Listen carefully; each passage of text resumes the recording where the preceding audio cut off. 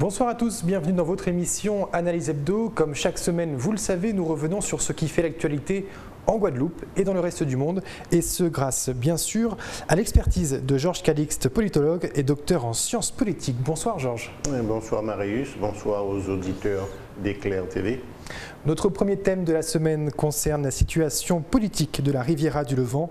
Votre analyse dans un instant.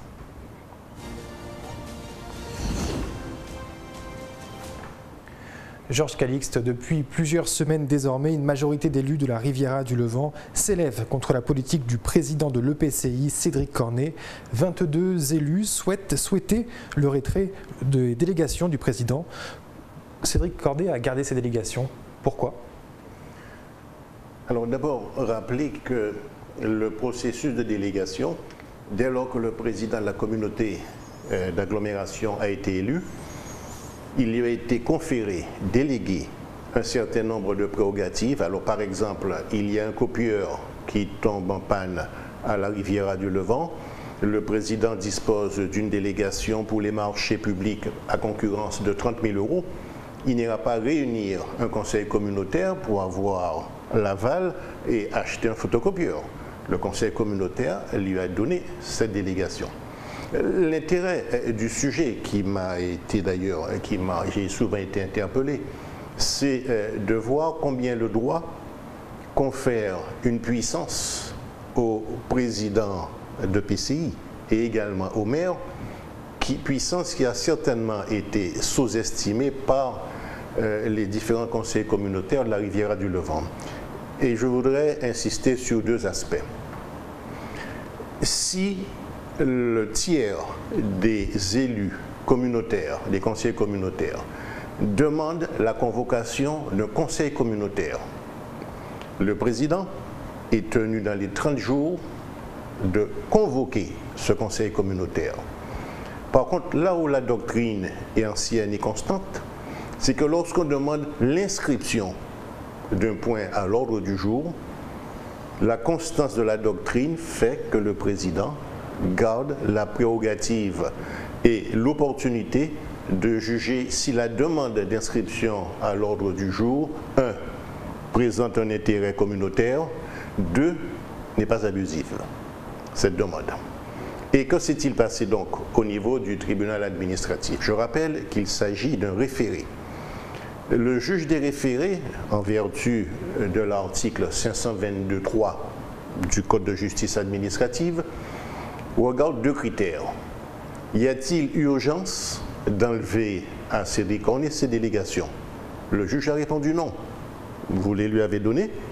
Pour l'instant, vous ne m'apportez pas la preuve de l'urgence qui se traduirait au niveau de la matérialité des faits par des conséquences irréversibles. Vous n'apportez pas de preuve. Deuxième élément, il y a ce qu'on appelle l'utilité immédiate. Et pour l'instant, les conseillers communautaires n'ont pas montré l'utilité et l'évidence de cette décision.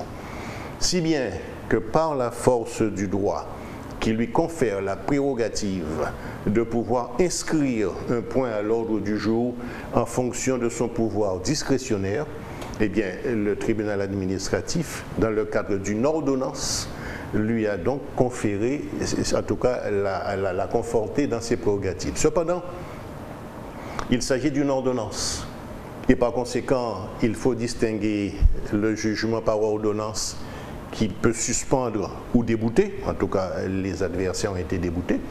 Ça ne veut pas dire pour autant que ça laisse préjuger de ce que dira le juge administratif sur le fond. Autrement dit, il y a eu une première victoire de Cédric Cornet. Cette victoire, à travers l'urgence et l'utilité, les adversaires n'ont pas pu démontrer l'urgence d'enlever ces délégations.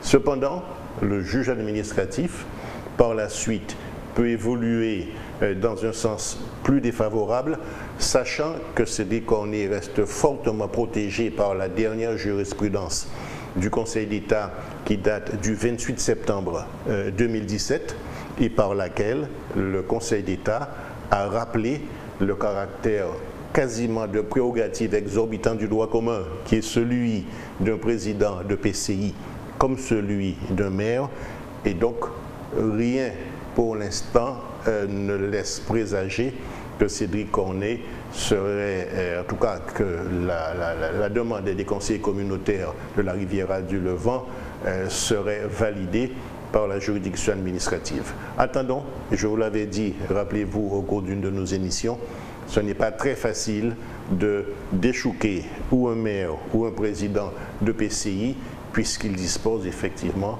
de prérogatives qui lui ont été données par la force de la double élection, l'élection suffrage universel d'abord et l'élection par les conseils communautaires. Donc nous attendrons voir comment la juridiction administrative évoluera par rapport à cette problématique de l'inscription d'un point à l'ordre du jour, un point crucial qui consiste à lui enlever ses délégations.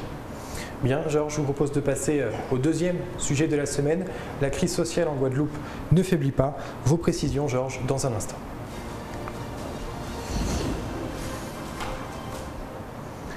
Le collectif de lutte contre l'obligation vaccinale a envahi le conseil départemental la semaine dernière lors d'une réunion avec les élus et le préfet. Georges, qu'est-ce que cet incident a pu apporter et la crise sociale est-elle toujours dans une impasse en Guadeloupe? Vous avez vu la réaction de Guy Losbar, le président du conseil départemental, qui a rappelé qu'il était toujours ouvert au dialogue, qu'il dénonçait la suspension des soignants, mais que cependant, ils avaient déjà mis en place un certain nombre de propositions, qu'ils étaient bien avancés dans leur réflexion et qu'à la limite, il appartenait plus au collectif de se greffer sur la réflexion des élus que l'inverse. Donc, c'est le premier constat que l'on peut faire, même si le collectif reste toujours actif, puisque je vous rappelle qu'il a, au cours, depuis qu'on s'est vu, déjà quasiment 2 mobilisations par semaine, dont une régulièrement le samedi. Maintenant, ce qui m'a le plus interpellé, c'est que l'État a fait un premier compte-rendu des concertations qu'il a organisées. Il y a eu 150 acteurs qui ont organisé au mois de décembre dernier une concertation sur la jeunesse.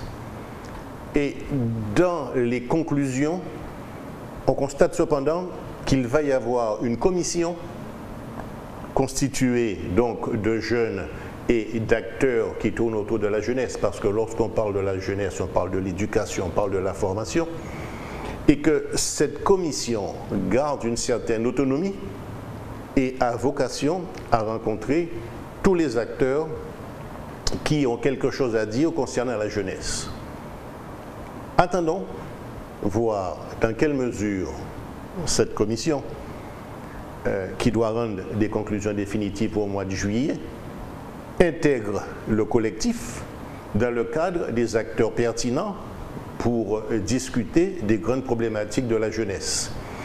Si tel est le cas, et me semble-t-il que cela est possible puisqu'il s'agit d'une commission ad hoc, mais qui bénéficie cependant d'une capacité d'auto-saisine, et rien ne l'empêche, même s'il s'agit d'une démarche initiée par l'État, de pouvoir rencontrer le collectif et discuter des problématiques de la jeunesse. Alors, c'est peut-être, je vous dis bien peut-être, une lueur de reprise de dialogue indirect, puisque l'État, vous l'avez vu, reste ferme sur ses positions. Le préfet était au conseil départemental dès lors qu'il a vu arriver les membres du collectif, mais il s'en est allé. Et il reste donc ferme sur sa position. Ceci étant dit, il est tout à fait dans la logique de l'attitude du gouvernement à l'heure actuelle. Donc voyons ce que fera cette commission. Me semble-t-il que s'il y avait un point important, en tout cas une évolution envisageable, ce serait peut-être par le biais de cette commission ad hoc qui pourrait engager un dialogue avec le collectif, dialogue dont on ne sait pas jusqu'où il pourrait aboutir. Bien, dans le cadre des élections municipales partielles, cette fois ce 13 mars, Jean-Claude Maes a été réélu au premier tour à Capesterre de Marie-Galante. Votre décryptage dans un instant. Georges Calixte, peut-on parler d'une élection aisée à Capesterre de Marie-Galante pour Jean-Claude Maes, élu au premier tour? Comment expliquer cela? Alors non seulement on pourrait parler d'une élection aisée, mais j'ai un peu fouiné dans l'histoire des élections, voir quelqu'un qui, dans un premier temps, avait juste 8 voix d'avance par rapport à sa concurrente en 2020, et qui, 1 an et demi après, multiplie son score quasiment par 74, c'est-à-dire qu'il arrive avec près de 600 voix d'avance. Donc il faut bien expliquer comment on passe d'un écart de 8 voix à un écart de plus de 600 voix en l'espace de 18 mois. 2 facteurs peuvent l'expliquer, me semble-t-il. Un facteur plus rationnel et un facteur plus affectif. Le facteur rationnel, c'est qu'il a travaillé. Jean-Claude Maes, c'est incontestable, pour qu'il puisse avoir une telle dynamique autour de lui, c'est qu'en l'espace de 18 mois, il a certainement réalisé en tout cas des éléments de service public qui ont rassuré la population de Capesterre. Il a contribué grandement à améliorer la qualité de vie à Capesterre. Et évidemment, je le connais en particulier, c'est aussi quelqu'un de dialogue, quelqu'un qui est accessible, quelqu'un de proximité. Donc, son équation personnelle a généré une rationalité qui, de toute façon, le mettait déjà en position, me semble-t-il, de gagner. Par contre, pour qu'il puisse y avoir une telle avance, c'est qu'il y a eu, me semble-t-il, un deuxième facteur qui est un facteur beaucoup plus affectif. Et tous les observateurs que j'ai interrogés ont constaté qu'à Capesterre de Marie-Galante, il y a eu un vote féminin très important. Et un vote féminin plus important que la représentation démographique des femmes dans la population de Capesterre de Marie-Galante.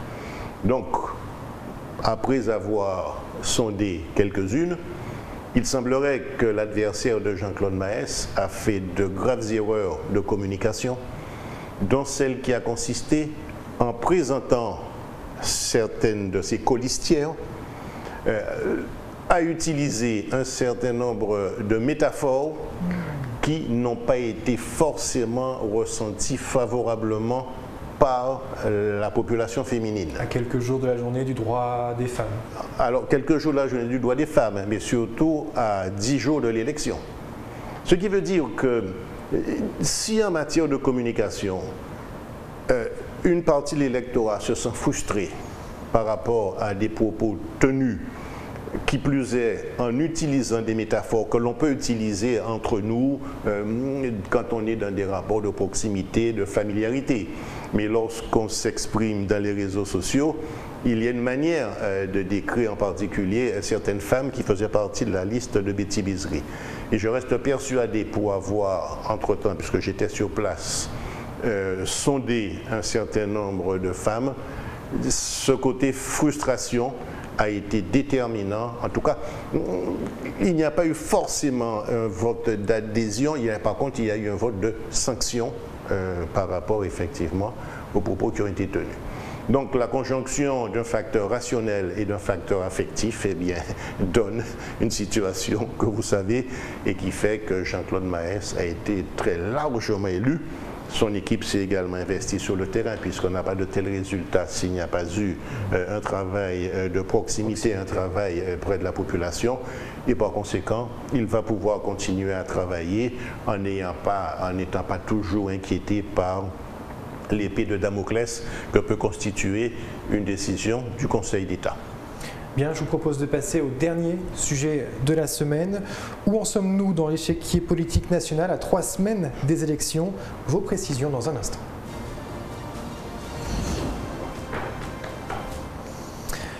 La date du premier tour de l'élection présidentielle est fixée au dimanche 10 avril 2022. Le second tour, lui, aura lieu dimanche 24 avril. A noter qu'en Guadeloupe, en Martinique, en Guyane, à Saint-Pierre-et-Miquelon, à Saint-Barthélemy, à Saint-Martin et en Polynésie française, les électeurs voteront le samedi pour tenir compte du décalage horaire. Encore faut-il avoir fait son choix de candidat. Est-ce que les jeux sont faits pour ces présidentielles 2022, Georges Calixte? Difficile de l'affirmer à 3 semaines des élections. Regardez un peu comment la guerre de l'Ukraine a eu une influence sur l'échiquier politique en propulsant par exemple l'actuel président de la République qui a franchi le cap des 30% et qui, si vous voulez, a profité lorsqu'il a reçu tous les candidats et toutes les candidates à la présidence. Il il y a eu un consensus relatif autour de la stratégie de sanctions vis-à-vis du président russe. Et ce consensus relatif autour d'une problématique extérieure à la France a considérablement dans les sondages contribué à le faire progresser. Donc, ce que j'ai fait comme analyse, j'ai pris donc les 3 dernières semaines, parce que les sondages, c'est un instant T, mais les choses peuvent évoluer favorablement ou défavorablement. Et quand on prend les 3 instituts, Harris Interactive, ELAB et Ipsos, on constate qu'en fait 2 candidats ont progressé. Il s'agit de l'actuel président de la République et Jean-Luc Mélenchon. Ce qui limite Jean-Luc Mélenchon à l'heure actuelle, c'est que par rapport à la crise ukrainienne, il est de la vieille école. Alors, qui dit vieille école dit, rappelez-vous la position il y a une 50aine d'années de ce qu'on appelait les non-alignés. Et qui dit non-aligné dit anti-américanisme. Et pour Jean-Luc Mélenchon, la Russie, en tout cas le président russe, représentait, symbolisait cet anti-américanisme. Donc il a eu beaucoup de mal à se justifier, finalement il a condamné, et on a constaté actuellement au niveau de l'échiquier politique français, il y a 4 personnes qui se dégagent très largement. Bien sûr, l'actuel président de la République qui a un peu plus de 30%. Marine Le Pen qui gravite entre 16 et 18%. Et Jean-Luc Mélenchon et Éric Zemmour se retrouvent quasiment à peu près au même niveau, alors que Valérie Pécresse est en train de régresser. Mais je vous dis, il faut rester prudent. La seule chose que l'on peut affirmer, c'est que s'il y a quelqu'un qui se maintient de manière permanente autour des 29 à 31%, c'est l'actuel président de la République. On verra quelles seront les conséquences de ces annonces, puisqu'il a annoncé un plan de 50 milliards d'euros, dont 15 milliards d'avantages fiscaux, aussi bien pour les entreprises que pour les particuliers. Maintenant, on sait aussi que quand on est en campagne politique, le rôle du politique, c'est de dire à l'électorat ce qu'il veut entendre, pour éviter toute forme de frustration. Donc nous verrons, on fera le point la semaine prochaine, voir comment ces différents éléments, l'émergence de Jean-Luc Mélenchon, la régression de Valérie Pécresse et d'Éric Zemmour, la stabilité de Marine Le Pen, nous verrons comment ces paramètres évoluent la semaine prochaine. Bien, c'est déjà la fin de cette émission. Merci pour votre analyse pertinente, Georges. Merci aux téléspectateurs de nous avoir suivis. On vous donne rendez-vous la semaine prochaine, même heure, même chaîne, pour un prochain numéro d'Analyse Hebdo. Passez une excellente semaine sur Éclair TV.